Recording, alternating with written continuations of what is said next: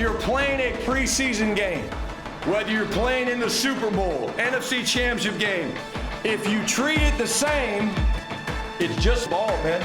It's 60 minutes, potentially plus, of flying around with your brothers and having a great time and playing the greatest game in the world. The standard is always the standard. The media doesn't determine the standards. The opponents don't determine our standard. The standard is the standard, and we compete every day.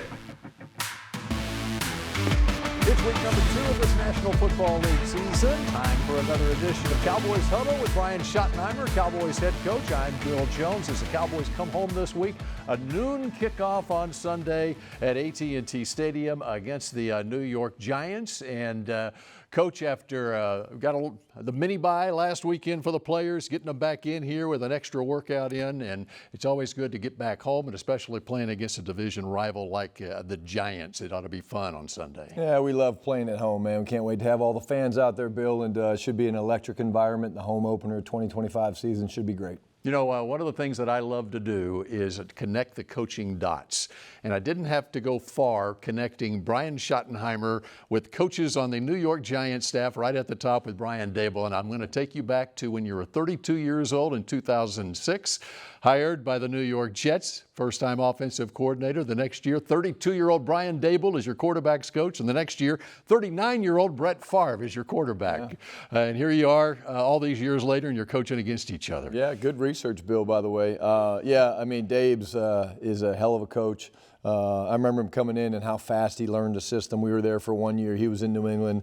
Then he came over. We were fortunate enough to get him to come and help us kind of grow and develop that quarterback room. And but, man, he picked up the system so fast. And just the way he sees the game is great. He's great with the players. And I'm not surprised that he's sitting in that chair and has been doing it for, I guess, four years now. Yep. And, of course, he's got a quarterback that you're very familiar with as well. Connecting more dots here with Russell Wilson. 3 years you had him in Seattle. What is it that stands out? Of course, a 10-time Pro Bowler in his career has accomplished so much. What is it that stands out to you about Russell Wilson that impressed you the most? Well, again, you can't look past the ability to throw the deep ball, man. This guy's ability to throw the deep ball just to change the trajectory of throws. And what he's always had a great feel for is, like, no matter who he's throwing the ball to. When I was there, it was Tyler Lockett, it was DK Metcalf, and he knew how to just put the perfect amount of air on the deep ball. I think that's a gift of his. And then in watching him, he still has the ability to move. Maybe not as fast as he did when I was with him, but he still can hurt a defense by extending plays and improvising. But what a great player. And, again, I think it was just a great get for the Giants. And it'll be great to see him on Sunday morning. You know, and the thing about it is his 3 years with Seattle, when you had him there, you look back at his career, and it's probably the 3 best years statistically in his career. He's got a guy to throw to in Malik Neighbors, who's the real deal. Second-year guy who had 109 catches last year, right? Yeah, dynamic, man. I mean, we love the guy coming out of LSU. The game-changing, playmaking ability, the ability to track a football, the run after the catch. He just plays the game the right way, man. He really does. And he'll be getting a lot of attention from the guys with stars on their helmets this weekend. One guy in particular on your defense I want to ask you about is Sam Williams. And to see him back on the field last week, productive like he was, and knowing what he's gone through over the last year coming back from his knee injury, got to make you feel good to see him out there and be able to play at the level he's playing at, right? Yeah, Sam was a guy we truly, we missed a lot last year. Just his size, his speed, the physicality that he plays the game with. It was so great to see him work his way back from the start of really training camp, getting into pads, and we had him on a pitch count initially, and now he's just out there flying around making plays. But the guy plays the game the right way, and that's what you love about him. Ultimate competitor. We're always looking for world-class competitors. So Sam is a guy that, again, just really he plays the style that we want. He's always on the attack. He's always going to play to the whistle or through the echo of the whistle. And man, it's great watching him out there. All right, we're just getting started on this edition of Cowboys Huddle. Up next, we go to the film room with Will McClay. Cowboys Huddle with Brian Schottenheimer, powered by Reliant, is brought to you by Blockchain.com. Invest like your icons with Blockchain.com. Ford, your North Texas Ford dealers. Ford is the best in Texas. Bank of America, what would you like the power to do? And by Miller Lite, the only beer of the Cowboys.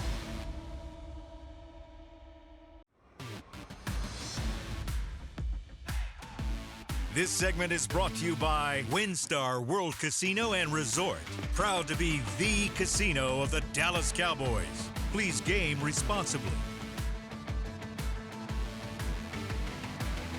Cowboys and the Giants, noon Sunday at AT&T Stadium. Welcome back to Cowboys Huddle. Bill Jones now joined by Will McClay. We got the telestrator here in the Globe Life studio, going to break down the weapons on the Giants offense. And how about we start with the first-round draft pick from last year? That would be Mr. Malik Neighbors, number one. We'll take a look at Neighbors here, okay? He was 5th in the league with catches last year. A big weapon, all right? Now you're going to watch his run after the catch here, how strong he is, but his ability to break tackles after the catch, and he can run. All right? So you'll see it here.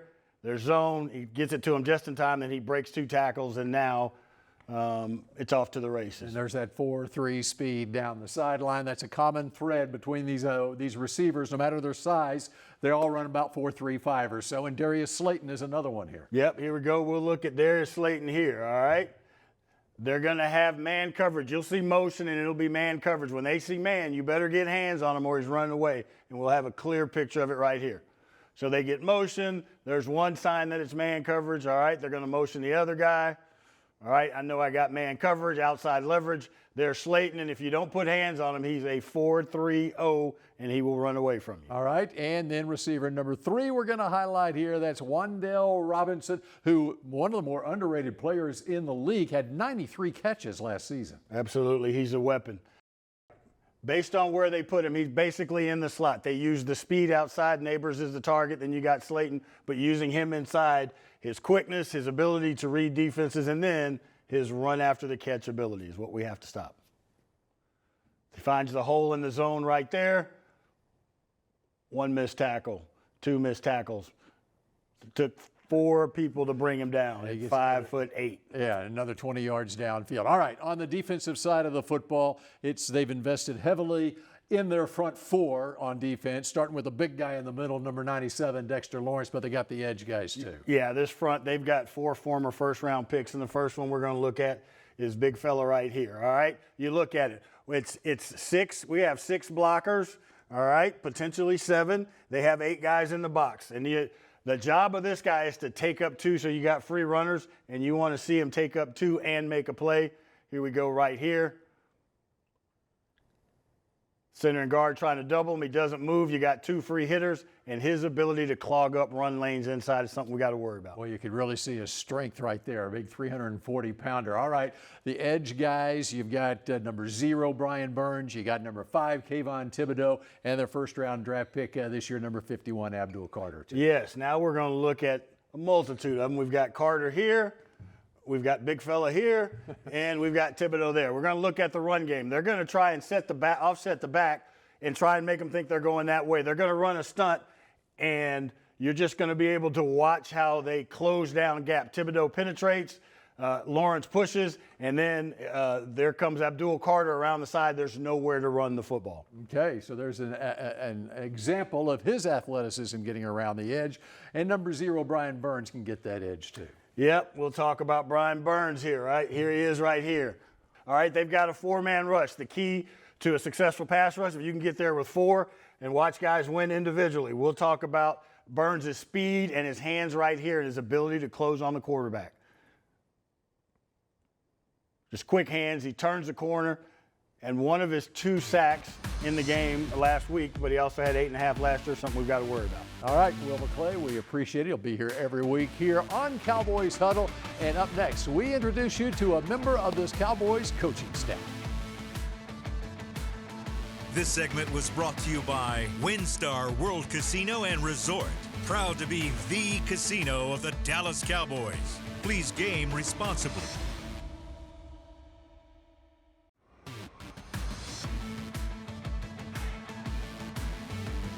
Welcome back to Cowboys Huddle inside the Globe Life studios here at the Star in Frisco. Time to introduce you now to one of the assistant coaches on this Cowboys coaching staff, assistant wide receivers coach Tyquan Underwood.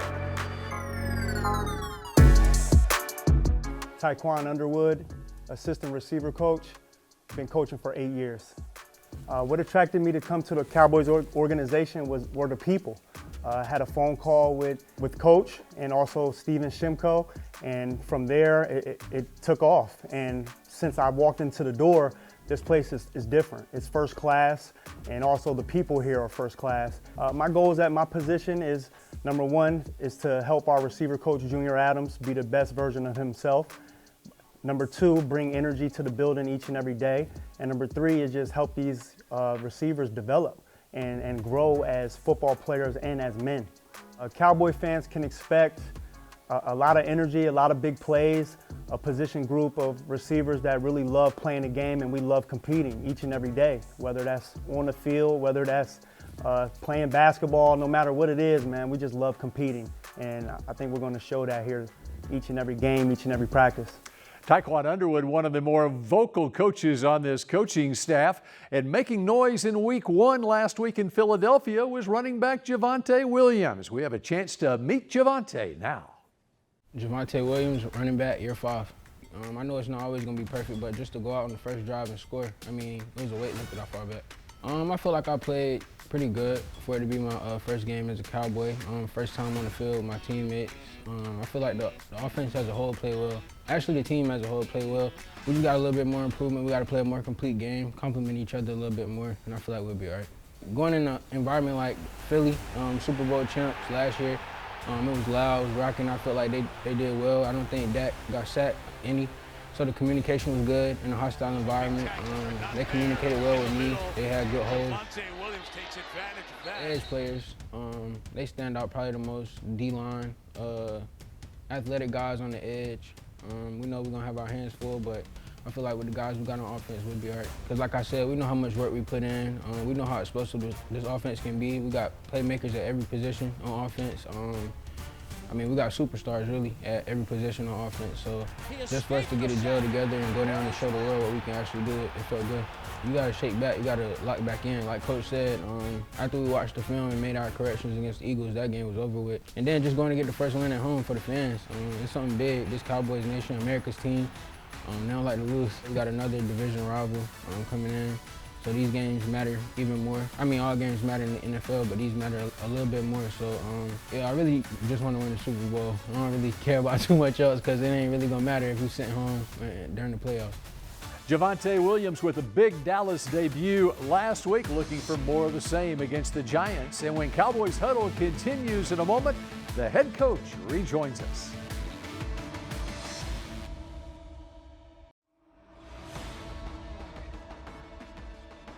This segment is brought to you by Blockchain.com. Invest like your icons with Blockchain.com.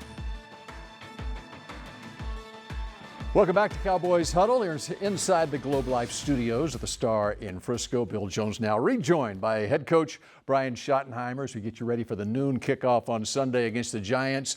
You know, Brian, when you look at this Giants defense, there's a lot that stands out. But one guy in the middle on that defense stands out to me more than he goes about 6'4", 340 pounds. Dexter Lawrence. 9 sacks as an interior defensive lineman in 12 games played last year. That says a lot right there about his athleticism, being a big guy in the middle. Yeah, I mean, you know, Dexter's an incredible player, man. He's been an incredible player. He's very tough matchup for everybody. They do a great job. Shane Bowen and the defensive staff do a really good job of trying to get him isolated one-on-one situations, especially on third downs. That's where he really generates a lot of his push in the pocket, in the middle of the pocket, trying to knock the quarterback back into their edge pieces. Where they've done a great job really is adding the edge pieces to go and do that. They paid Brian Burns 2 years ago. They drafted Abdul Carter this year. Thibodeau, high draft pick a couple years ago. So very, very good front seven.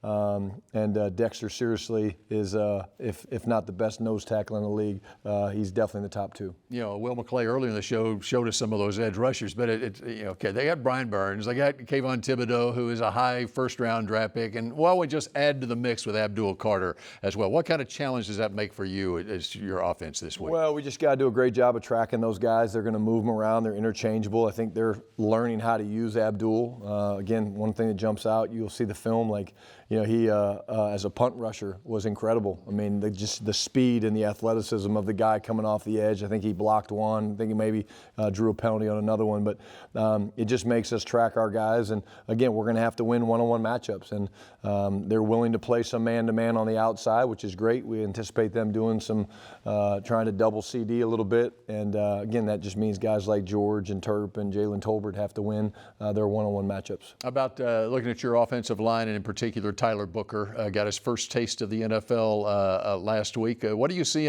What was it, even going back in the whole draft process, what was it about Tyler Booker that stood out to you and how he's adapted over the last 6 months? Bill, it's the mindset of the guy. I mean, he just – again, this guy loves football. This guy loves to compete. We were talking a little bit about Sam, right? I mean, Tyler Booker is a world-class competitor. I got on him yesterday at practice about something, and he glared at me, which is what you want, So I kind of walked away. I was like, "Oh, that's a big man right there." That kind of pissed off. So let me just walk away from him. But you love that. Here's what's cool about our offensive line, and going back to the Philly game.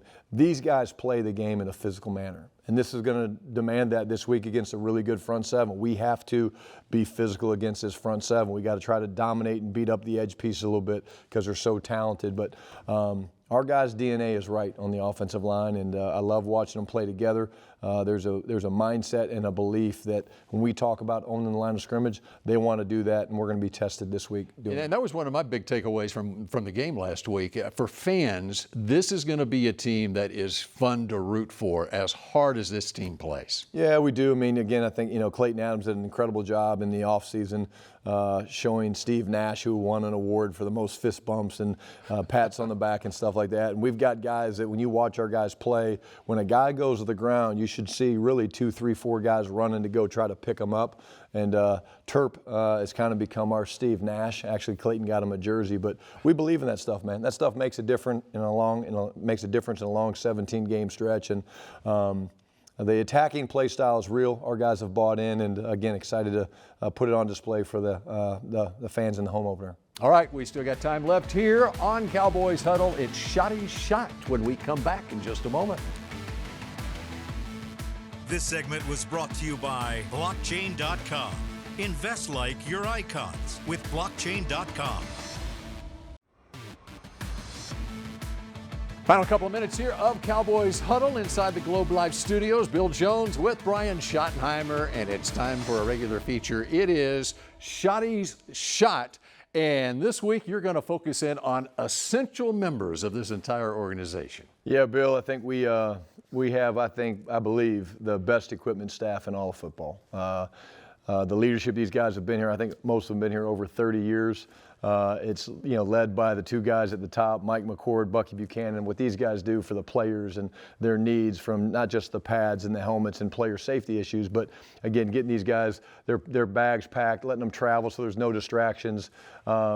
It's just their service goes above and beyond what you would ask. Dylan Keene's a huge part of what we're doing. You can see right there they're putting on the tape for the offensive and defensive linemen's pads so they can't grab and hold. Dylan does an amazing job. He gets the game balls all prepped. Usually it's like 32 balls we have to have ready. But the player safety has become such a big deal, and we believe that here, obviously, with the Dallas Cowboys with the helmets and stuff. Without these guys, man, our players would not go into games as confident as they do. Blake's a guy, he's our full-time snapper. We want the quarterbacks always getting a snap. You can see the relationship that Dak has with him. But again, without these guys, man, we just we're not the same team stepping on the field from a confidence standpoint. Awesome guys, and we're blessed to have those guys, and they work so hard. And we saw Mike McCord off the top, the director of the equipment staff, and he's been with the organization for 37 years now. But Bucky Buchanan, his dad, Buck Buchanan, was the equipment director going back to 1973. The Buchanans have been with the Cowboys almost as long as the Schottenheimers have been in the National Football League. Well, we've talked a lot of stories, and they've got a lot of stories. They've been around a long time, and again, I think that's something that's great for me. I mean, we do a lot of the practice planning with those guys, and Bucky's instrumental of making us throw the best practice in the world. That's our objective every time we go to practice, and he's on top of the clock and managing all that stuff. But the experience amongst those guys is awesome, and they're just downright great guys. And it's a noon kickoff on Sunday. The equipment guys are going to get there before anybody else gets there. They'll be the earliest arrivals at the stadium. Coach, we appreciate it, and we appreciate all of you joining us here for Cowboys Huddle. And we will see you again next week when the Cowboys go on the road once again to take on the Chicago Bears. Cowboys Huddle with Brian Schottenheimer, powered by Reliant, was brought to you by Blockchain.com. Invest like your icons with Blockchain.com. Ford, your North Texas Ford dealers. Ford is the best in Texas. Bank of America, what would you like the power to do? And by Miller Lite, the only beer of the Cowboys.